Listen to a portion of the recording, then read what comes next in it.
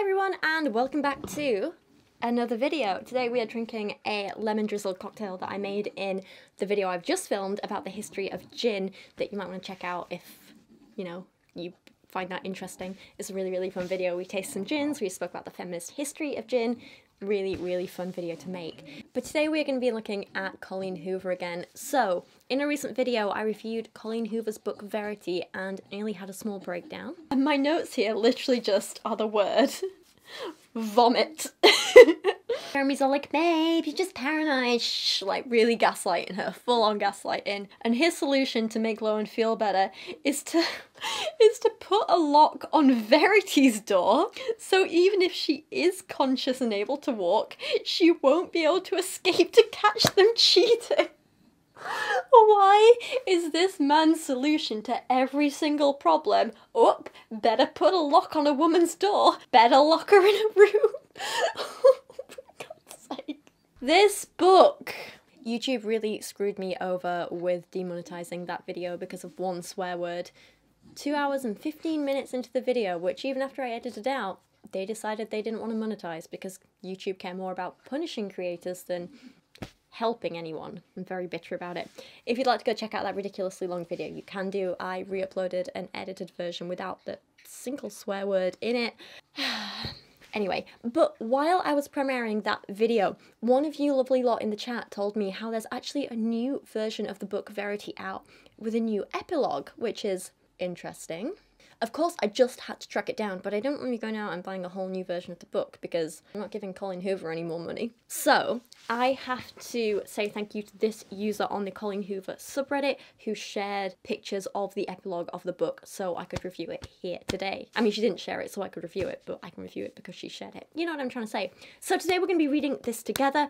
I didn't think this book could get much worse, but it proved me wrong. Trust me, we're gonna need a cocktail to get through this. So, where did the regular book end? Well, Lowen, a sleepwalking writer with mummy issues and never mentioned agoraphobia, has completely taken over the life of successful author Verity. She's writing her books, raising her kid, sleeping with her husband Jeremy. How did this happen, you ask? Well, Verity's editor asked her to do a writing exercise to get into the mind of a villain and rewrite all the awful things that had happened in her life as though she was the cause. This included writing about things like her kids dying and her essentially taking the blame for it and saying she caused it. Now, because Jeremy never bothered to actually take an interest in Verity's work in any way throughout their 15-year relationship, he never knew about this writing exercise. So when he stumbled across the manuscript by accident, his first response, instead of talking to her, was to try and kill her twice. The first time she survived, but was in some sort of like paralysis-like state, kind of half faking, half not, it's a whole thing. Lowen then comes along, finds the manuscript too, and thinks, oh, better help Jeremy kill her again, then I can keep sleeping with him. But after Verity's dead, because they killed her, murderers, Lowen then finds a letter from Verity explaining that the whole manuscript was fake. She was scared of Jeremy because he tried to kill her, and Lowen was like, she's probably lying here. Better destroy the letter and live happily ever after with this abusive man who I helped murder someone, and now I'm pregnant with his kid. So happy, so healthy. This book was really weird because through it all, Hoover clearly wanted us to root for Lowen and Jeremy as a couple and see Verity as the villain. She said in interviews that she wanted it to be ambiguous as to whether the letter or the manuscript was real, and she personally leans towards the manuscript, as we'll see in a clip later in the video. But the manuscript had so many plot holes in, so many things that just didn't make sense, it just seemed impossible for it to be real at all, right? Other things to note from the last video are that I pointed out how Lowen is absolutely the villain of this book, as is Jeremy. Jeremy seems abusive with major anger issues, and his first reaction to any problem is 1, violence, and 2, lock women in a room. He uses that solution far too often. I also pointed out how Jeremy seems to have some sort of breeding kink because he is obsessed with impregnating women, never uses condoms, and he goes crazy for pregnant women's bodies. No shame if that's his kink, but when you consider everything else in the book, it adds a weird element to it. And the last thing is that the original book set up this whole, ooh, is Crew, the 5-year-old son of Jeremy, a crazy psychopath who kills animals and maybe killed his siblings? And then never goes anywhere with it. Colleen Hoover may have forgotten about this plot in the main book, so she just sticks something in about it in the epilogue because, you know, Why not? Easy cash, innit? I think it really says a lot about Colleen Hoover that there are so many unfinished plots and plot holes and just unnecessary stupid parts of her book that she had to release a whole new version with a 30-something page epilogue to correct a fraction of the things she messed up. Great writing there, Colleen. Great. So let's read this epilogue together, shall we? Find out what is happening with Loan in her new happy ending life. So this takes place 6 months after the main book ended. Loan and Jeremy's kid has been born and is 3 months old, and in a total cliche, drink by the way, the kid is called Nova, but they try and explain away the cliche by being aware of what a cliche it is. An interesting tactic. Nova is 3 months old now. We chose the name for obvious reasons. We needed a new start, and she gave that to us. Loan tells us this, and am I the only one who finds this worded very confusingly, as was that sentence I just said? Until Nova, I had convinced myself that Verity's manuscript must be the truth. But now that I have Nova, I cannot fathom how a mother could write such awful things about her own children if they were untrue. How could she do that if they're untrue? So they must be true. Yeah, yeah, it's just weird, right? So before Nova, you thought the manuscript must be the truth, but now you have Nova, you also think it must be the truth. What an odd way to phrase it all, right? Still, the whole point is basically, Loan still hates Verity even though she helped murder her, and she does everything she can to judge her throughout this entire epilogue. It's like the truth doesn't even matter. Loan has this image of Verity in her head, and whether Verity actually did anything wrong or not doesn't matter to Loan, because Loan will find a way to blame her for it anyway. Now I don't know what to believe. Was Verity a monster who actually did those things to her children? Or was she a monster who was sick enough to make it up, all for the sake of a writing exercise? No. What I think you meant, Loan, is, was Verity a woman in an abusive relationship who was forced to continue with a pregnancy she didn't want, and then suffered postnatal depression and possibly postnatal psychosis? Or was she an innocent writer who you killed for no reason? But whatever helps you sleep at night, I guess. But that's all the first few pages of this epilogue are, just Loan being bitchy about the dead Verity, and it gets crazy. There's all these direct comparisons that Loan keeps making between herself and Verity, and once again, it just screams to me, Loan is the villain! She takes over this woman's life, makes all these comparisons, wants to be better than her in every way, and helped kill her so she can't defend herself at all, and Colleen Hoover wants to root for her? This is not a protagonist. Verity had to be sick in the head to put any of it down on paper at all. You trying to tell us something about yourself there, Colleen? Whether Verity is responsible for that death, and whether Jeremy had the right to end Verity's life, are no longer questions that haunt me, because with the birth of Nova came a true sense of what it means to be a mother. Verity was a dangerous mother either way. I'm convinced of that. Like, great. Good for you that you can get over murdering someone in a handful of months. Good job. But all of this just ties in with these moments from the main book about how women are villains if they don't want to be mothers or struggle with motherhood and all that crap, and it's stupid. Let's say Verity was telling the truth and she did have these issues and the postpartum depression and psychosis and everything. That doesn't make her inherently dangerous. That makes her a woman who needed help and support and healthcare. Even though Verity had been dead for almost a year, and I'm finally at peace with her death, doesn't sound like it, I can't shake the competitive feelings I have when it comes to her. No matter what I do, I'm in constant competition with her. I want to be the better writer, the better mother, the better wife. So it's clear to me that Loan is the messed up one here, but Colleen Hoover is somehow still defending Loan and saying, oh yeah, Verity's the evil one. Again, Colleen Hoover, what is wrong with you? Listen to this interview clip with her, it just blows my mind. I wrote Verity from Loan's perspective. I was never in Jeremy's perspective, and the only perspective I was in with Verity was her manuscript. And so at the end, you know, when Loan was confused, I was confused. And I know people don't believe that, but I really was. When I was writing that, I was like, oh my gosh, what is real? What is not? Because that book is just from that one character's perspective. But if I had to pick, I think Verity is evil. I really do. Oh, wow. Now I feel like I have something to prove when no one but me is even keeping score. In all the areas where Verity failed, I want to excel. In all the areas she excelled, I want to set new records. Now, funnily enough, I actually recognise these feelings to some extent. When I've been cheated on in the past, I've felt like this. Making comparisons, never feeling good enough, being competitive. I've been there. I guess maybe that's what happens, Lowen, when it's the other way around too, and you start a relationship with a married man. It's like that old saying, isn't it? If he cheats with you, he'll cheat on you. So I get why you're insecure and making comparisons, because the man is a cheat. I get it. Now, my way of dealing with this when I was in that state from, being the cheated on one, was to cut these men out of my life completely, go and get a lot of therapy, and move on to the point where I stopped making these comparisons. Lowen's solution is just keep doing it, I guess. I chose to breastfeed Nova simply because Verity didn't breastfeed her twins.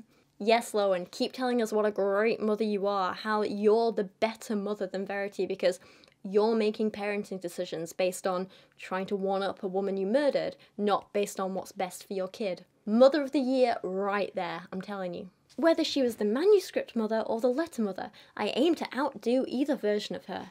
I feel like I'm becoming as obsessed with pleasing Jeremy as Verity was in her manuscript, simply because I'm in competition with her.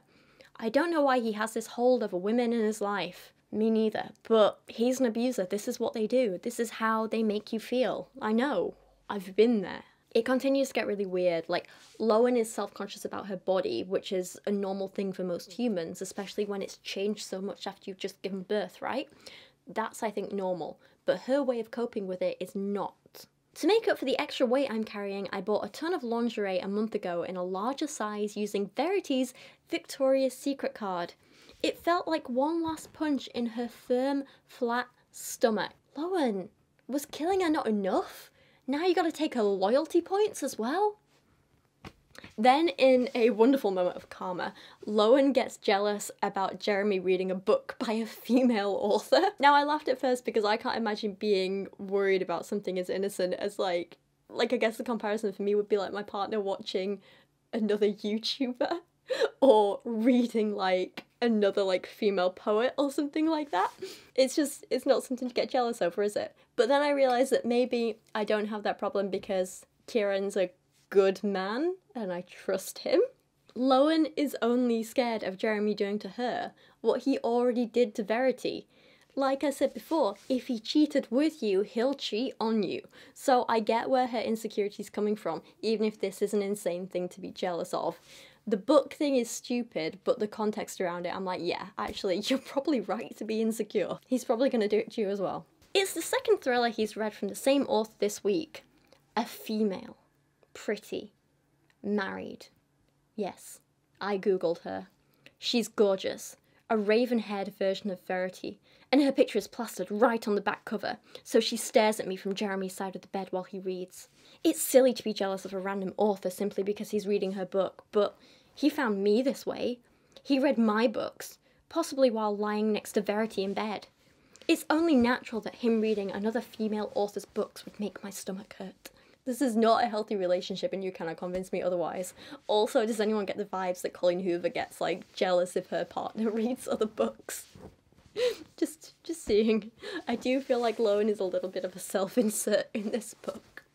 Then there are several pages about her and Jeremy's real-life sex isn't as good as Verity's fictional accounts of their sex, and Lowen isn't really happy, but she's completely unable to communicate with Jeremy about what she wants, because how is this woman 32? She's still a child mentally. I might sound like an old woman saying this, but it really is true. If you're unable to talk about sex with someone, you shouldn't be having sex with them. The first step towards sex is being able to communicate about it and having no fears or worries about saying, I do or do not want this. It's important for both safety and pleasure. It's a basic thing. If you can't say it, you shouldn't be doing it. Once again, Jeremy forgets to use a condom. Like, seriously, you're 30-something, you're a grown adult, take some responsibility. It's not that hard. Like, seriously, he didn't forget, let's be real. He just has a thing about getting women pregnant and trapping them. It's gross.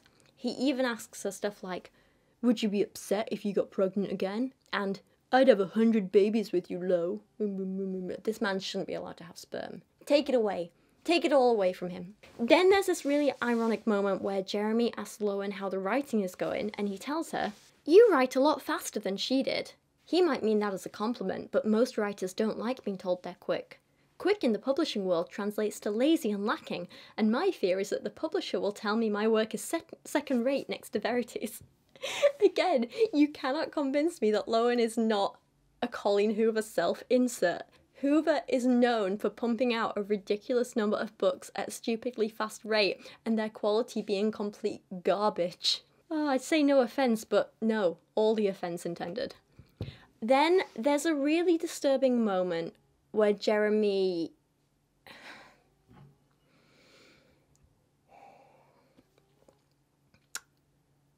breastfeeds from Lowen.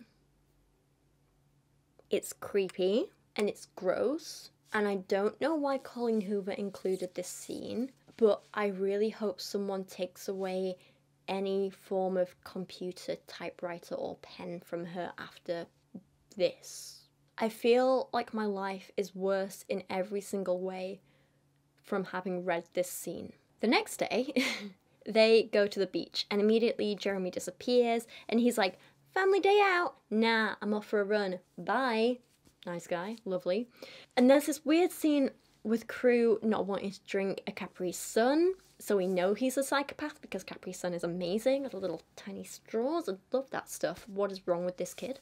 Lowen tells us of Crew, it's the little things he does that disturb me, but nothing concerning enough that I could ever go to Jeremy. I went to him once with a major concern I had regarding Crew, and Jeremy brushed it off like I was overreacting. It was about 2 weeks before Nova's birth. I was very pregnant and we were still trying to settle on a name for Nova. I'll never forget that moment, as much as Jeremy tries to encourage me to let it go. So what this incident was Lowen asked Crew what he thinks they should name the new baby, and his response was, I don't care, she's just gonna die. Later, when I told Jeremy what happened, he assured me that it was just Crew's way of protecting himself, that it meant nothing. I felt like nothing more than an intrusive stepmother in that moment. I realised there was a bond between Jeremy and Crew that I wasn't willing to threaten after that conversation, so I never brought it up again. Okay, so is Jeremy a gaslighter or an idiot or both? Crew clearly has some issues which aren't being addressed in therapy, and this whole family is a dysfunctional mess. There's another scene of Lowen breastfeeding, her baby this time. Lowen then talks about how they're all alone here in this new house and home, and like it's a good thing, when in reality, what she's describing is exactly how abusers isolate their victims, so it's easier to abuse them without being caught. We rarely leave the house. The beach is the only place we usually go, and we only do this when we know it'll be deserted. We've told no one about us, nor have we told anyone about Nova. It helps that neither of us have any connections we weren't sad to sever. My mother had just died before I met Jeremy, and his parents had passed, so it was easy to get away from the life we knew. Corey doesn't even know. That's Lowen's ex, remember? And her editor. Corey doesn't even know I had Jeremy's baby or that I'm living with Jeremy and Crew. April, who was Verity's nurse, never knew I came back to live with Jeremy and Crew, and no one else knew we were together in a romantic sense, so we've done all we can to keep it that way. I met very few people in Jeremy's life when I was working for him because his entire life was Verity and his children. We haven't made an effort to make friends because the fewer people who know us, the less likely anyone will be to grow suspicious or tie our intimate relationship to Verity's death in any way. And so it goes on and on and on, describing their lonely, miserable, guilt-filled, paranoid and isolated life. Happy ending! Then they see a woman on the beach, and it turns out to be an old friend of Verity's, who Lowen and Jeremy really briefly met in a throwaway scene in a grocery shop in the main book. Before she even recognizes this woman, Lowen is immediately mean and judgmental and rude. She's pretty in a basic way. Maybe that's why I feel she's familiar, because she looks like the typical millennial woman I try to avoid, which is most of them. Go on, Lowen, tell us how you're not like the other girls. You're not like the other girls with their coffee and smartphones and friends. You're the other woman who stays home, locked in a room, breastfeeding her husband. Not like the other girls. Literally all this woman, whose name is Patricia, does is ask about the baby and then realizes that Jeremy's the father. Nothing crazy, nothing bad, nothing threatening. And then Jeremy comes back from his run, and all we get is, Patricia forces a smile, but I can see the nervousness begin to seep in, as if she's realizing she happened upon something she should have walked straight past. Then Patricia leaves. And that should be it, right? Move on, cool, done, end of. No. not for Jeremy. We already know his solution for most things is to lock women in a room. But what happens when you're outside and there is no room to lock them in? Well, there's only one solution, isn't there? More murder! Seriously, what is wrong with this man? Jeremy tells Lowen to take the kids back to the car while he runs off to commit a casual bit of murder, as you do. Once again, Lowen tries to rationalise it all with crap like, saving her life would possibly mean risking mine. It's too late to save her. I don't know that I can blame Jeremy for doing this. It's her or us. Her or us. Mate, you might not be able to blame Jeremy for this, but I can. I absolutely can. Murderer. Jeremy gives Lowen the silent treatment when they get home, and she finds him just standing in the bathroom. A little bit creepy, okay. Where again, he rationalises his actions to himself and Lowen by saying, I had to, Lo. She was going to say something to someone. Was she, Jeremy? Was she really? Lowen finally has some sensible thoughts like, I don't know if I'm an accomplice. You are. That's 2 women dead at his hands now. Am I really going to wait around until he decides to make me number 3? You probably will, but you shouldn't. Just run. Take your kid and run. But she ruins these rational thoughts by thinking, he wouldn't do that. Get that out of your head, Lowen. He was protecting me. Us. Because clearly she's brainwashed. I've never been more scared of him than I am in this moment. I've never felt more protected by him than I do in this moment. Someone get this woman out of there, please. This is why isolation works so well for abusers, because if Lowen had even a single friend to talk to, they'd see something was up and get her out of there. Clearly she's in 2 minds about her thoughts. If she had a friend, they would make her see the rational side, which is get out before he kills you. But he's isolated her, so she only has him telling her to stay, stay, stay, and be dependent on him, you know? He's made her dependent on him for those feelings of safety, even when he's the danger. I don't want to lose him. I can't. She goes on showing her complete dependence on him, and it just gets worse and worse and worse. If I don't reassure him that I'm keeping his secret, I fear he'll start to see me as a liability. I'd much rather be his accomplice than his liability. She convinces herself that even if the body is found, it'll be ruled an accident, just like the last one, and then says, Jeremy and I will live happily ever after. If he doesn't grow bored of me, if he doesn't find the next author he reads intriguing enough to hire and bring into our home, if he doesn't see me as a liability and make me his 3rd casualty. Normally I might be critical of Lowen's insecurity, but in this case I think it's completely warranted and she should listen to herself and get out. But she decides instead to prove to him that he can trust her and he shouldn't kill her by doing the only thing she knows will win him over. Sex! Because how better to celebrate the murder of an innocent woman than with violent, aggressive sex? So she jumps in the shower with him and says, I'm throwing him a curveball at what's possibly one of the worst moments of his life. Boredom breeds in routine though, and I can't risk Jeremy getting bored with me. I might be too scared of the idea of that. If Jeremy someday decides he's bored with me, he can't just let go. I know that much. So finally, at last, we're getting Jeremy somewhat acknowledged as the villain by Colleen Hoover, which is good, but still, boo Jeremy. Boo, boo. Surely no person reading this book can like Jeremy, right? Or lust after him or enjoy his character. He's just horrible. Thankfully, from what I've seen, there aren't that many people who seem to actually care all that much about Jeremy, so, like, in terms of the reviews and stuff. So that's a glimmer of hope amongst the Colleen Hoover fandom, I guess. Then there's a very, very violent oral sex scene, which honestly borders on rapey for me, and it makes me very uncomfortable. It involves Jeremy testing Lowen, her barely being able to breathe, gagging, him enjoying watching her struggle, her being in so much pain she digs her nails into his legs until he bleeds. I honestly think Jeremy needs to read the book Don't Hold My Head Down, and soon. He then commands her to turn around so he can have sex with her, which involves him slamming into her from behind, Lowen literally screaming, and him enjoying her noises, him grabbing a fist of her hair, and finally he finishes in her again, which once again comes back to the whole breeding kink / him wanting to impregnate her thing. Gross. It's all very uncomfortable to read because this isn't a consensual dominance scene. Nothing is discussed beforehand, there's no safe word, no respect, no stopping when she's in actual pain. It's just violent and cruel and uncomfortable to read, yet Lowen tries to excuse it and make out that she liked it by saying things like, it's thrilling because it's more like the fictional sex Verity wrote about in her manuscript. You're literally talking about being unable to breathe and screaming in pain. And then she says, I love this possessive side of him so much. I whimper against his mouth. I might even be whimpering in pain because he isn't touching me with the tenderness I'm used to. I'll feel the bruises for the next few days. I'm pretty sure that's a rape scene. I am very uncomfortable. Then there's more stuff about Lowen crying and her making more comparisons with Verity. Oh, and did I mention the sex involved Jeremy choking her, which is how he tried to kill Verity twice. Apparently even afterwards, it feels like Jeremy is still choking me, but eventually she gets out the shower, Jeremy disappears off to do nothing while Lowen takes care of the kid like a good, dutiful little woman should. And she comes out to find that while they were having loud, screaming, violent sex, Crew decided to get rid of his sister because the baby was crying too much, so he shut her outside. Like father, like son, right?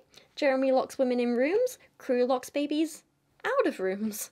They find the child, she's safe, all is good, but then Lowen has this internal argument with herself. There's a voice in my head saying, go, go, leave him. But I don't even know if the voice is mine. I don't know if it's telling me to leave Jeremy, or to leave Crew, or to leave them both. I'm being crazy. You're being sane. He's a kid. He's damaged. He's a kid. He's dangerous. Couldn't think of any more positives there, Colleen, so you just repeated the last one of he's a kid twice. But seriously, at least half of this is finally some sanity from Lowen. Sadly, nothing ever comes of it, and the epilogue basically ends there. A news report comes on the TV about the woman's body being found, but police think it's a drowning accident, so Jeremy gets away with it again. And the book ends with Lowen thinking to herself, I sleep next to a man who has killed 2 women he deemed as threats. I sleep down the hall from a disturbed child who has seen more trauma in one lifetime than most entire families combined. And then there's me, still keeping score with a dead woman, and somehow losing. So it's just a bunch of self-pity, no actual action, and that's it. End of epilogue, end of book, end of my sanity. Honestly, I can't really see the point in this epilogue other than as a cash grab to sell a few more books. It doesn't change anything, it just makes everyone more awful and miserable and uncomfortable, especially me, because I wish to God I hadn't read that breastfeeding scene. Nope. Nope, nope, nope, nope, nope, nope, nope. The man breastfeeding, the violent shower rape, the unnecessary murder, I just wish I could erase it all from my mind. Please. I just want it gone from in there. But that's it. That is the Verity epilogue for you. Please let me know your thoughts on this down in the comment. If you watch this after watching the main video on the book, please let me know your thoughts. Did it change your opinion on the book? Did it just make them worse like it did with me?